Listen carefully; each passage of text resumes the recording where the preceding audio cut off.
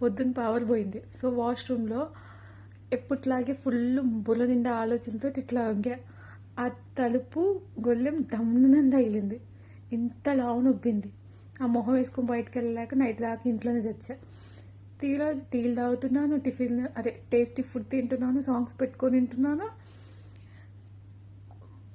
ఏం చేసినా mind change అవ్వట్లా. ఏంటో ఇన్ని చేసినా కానీ తలనొప్పి తగ్గట్లేదు.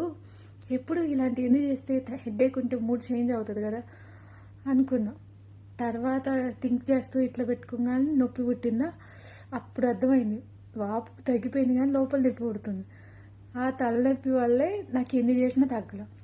అప్పుడు అనిపించింది ఓకే ఇదంతా దీని. అలాగే మన లైఫ్లో కూడా చాలాసార్లు మనకి కొన్ని గట్టి దెబ్బలు తగులుతాయి మన మనసుకి కానీ. అంటే అవి కనిపించాం, మనం కూడా ఒక్కొక్కసారి రిలైజ్ అవ్వం. కానీ ఆ నొప్పి వల్ల మనం ఇదేంది తగ్గట్లేదు, ఇదేంది ఇంకా అవ్వట్లేదు, మనకి ఇట్లా అవుతుంది అనుకుంటాం. కానీ మనం దానికి టైం ఇవ్వాలి.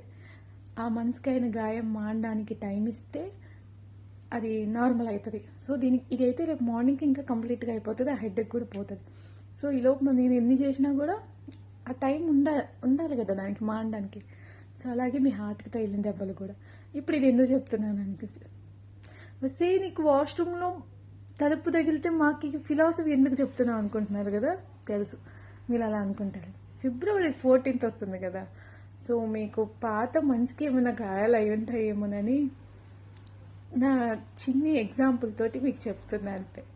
ఓకేనా? సరే తిట్టుకోకండి. అర్ధరాత్రి మధ్యలో తెరవని 2:30 అయింది. సరే పడుకుంటున్నా. Good night, bye, love you.